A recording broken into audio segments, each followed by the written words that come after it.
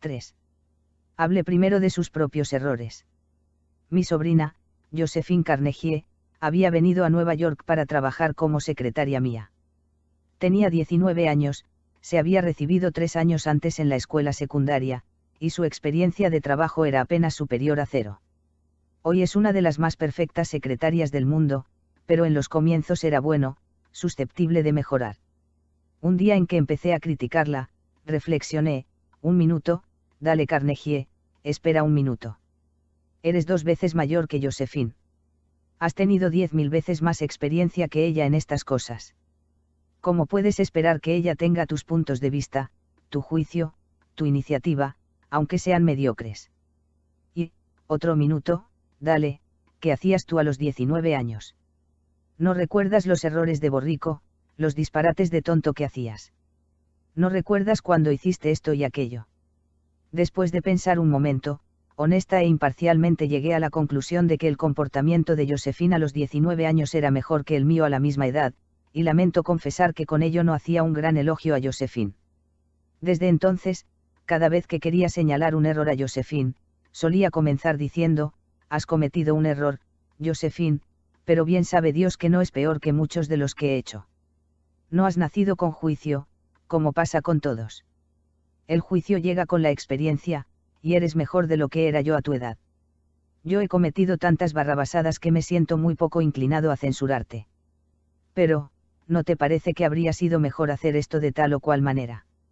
No es tan difícil escuchar una relación de los defectos propios si el que la hace empieza admitiendo humildemente que también él está lejos de la perfección. Eje Digistone, un ingeniero de Brandon, Manitoba, Canadá, tenía problemas con su nueva secretaria. Las cartas que le dictaba llegaban a su escritorio para ser firmadas con 2 o 3 errores de ortografía por página.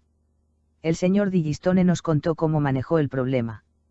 Como muchos ingenieros, no me he destacado por la excelencia de mi redacción u ortografía.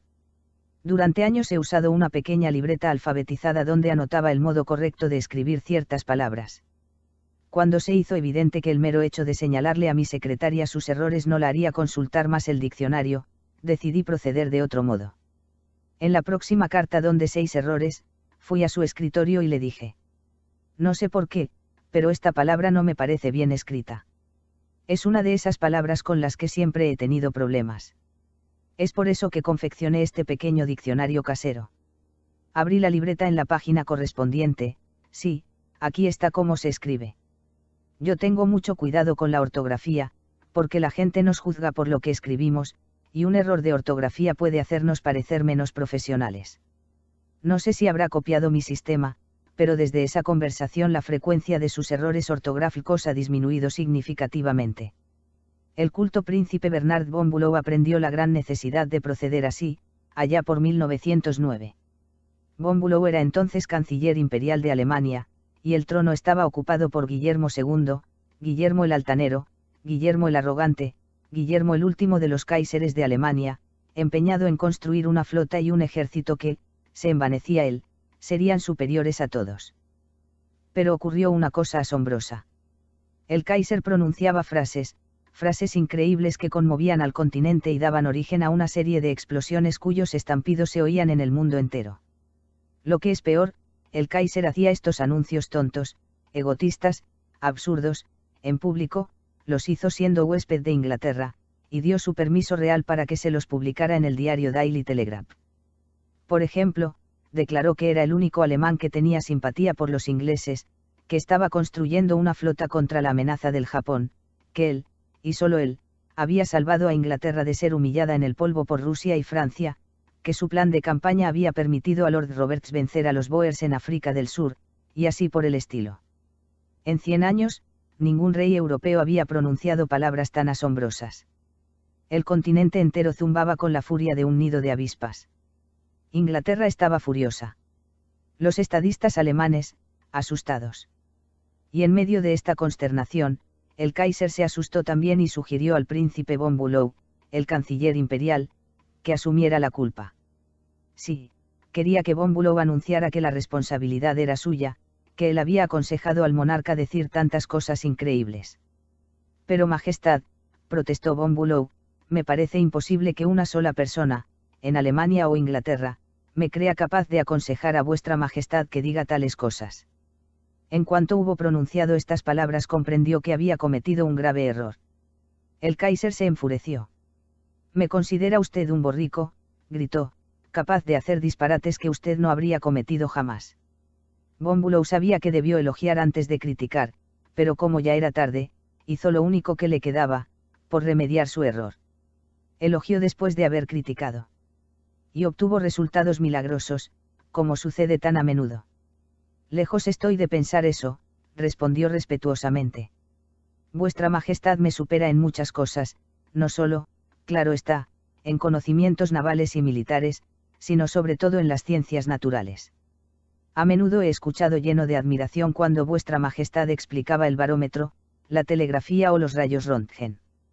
Me avergüenzo de mi ignorancia en todas las ramas de las ciencias naturales, no tengo una noción siquiera de la química o la física, y soy del todo incapaz de explicar el más sencillo de los fenómenos naturales.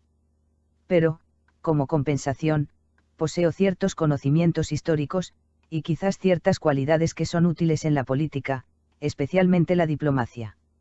Sonrió encantado el Kaiser. Von Bülow lo había elogiado. Von Bülow lo había exaltado y se había humillado.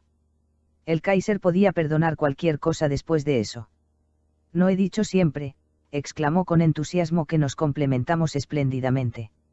Debemos actuar siempre juntos, y así lo haremos». Estrechó la mano a Von Bülow, no una sino varias veces. Y ese mismo día estaba tan entusiasmado, que exclamó con los puños apretados: «Si alguien me habla mal del príncipe Von Bülow, le aplastaré la nariz de un puñetazo». Von Bülow se salvó a tiempo, pero, a pesar de ser un astuto diplomático, cometió un error. Debió empezar hablando de sus defectos y de la superioridad de Guillermo, y no dando a entender que el Kaiser era un imbécil que necesitaba un alienista. Si unas pocas frases para elogiar al prójimo y humillarse uno pueden convertir a un Kaiser altanero e insultado en un firme amigo, imaginemos lo que podemos conseguir con la humildad y los elogios en nuestros diarios contactos. Si se los utiliza con destreza, darán resultados verdaderamente milagrosos en las relaciones humanas. Admitir los propios errores, aun cuando uno no los haya corregido, puede ayudar a convencer al otro de la conveniencia de cambiar su conducta.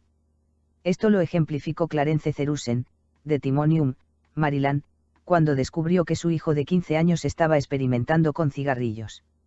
«Naturalmente, no quería que David empezara a fumar», nos dijo el señor Cerusen, «pero su madre y yo fumábamos, le estábamos dando constantemente un mal ejemplo. Le expliqué a David cómo empecé a fumar yo más o menos a su edad, y cómo la nicotina se había apoderado de mí y me había hecho imposible abandonarla. Le recordé lo irritante que era mi tos, y cómo él mismo había insistido para que yo abandonara el cigarrillo, pocos años antes.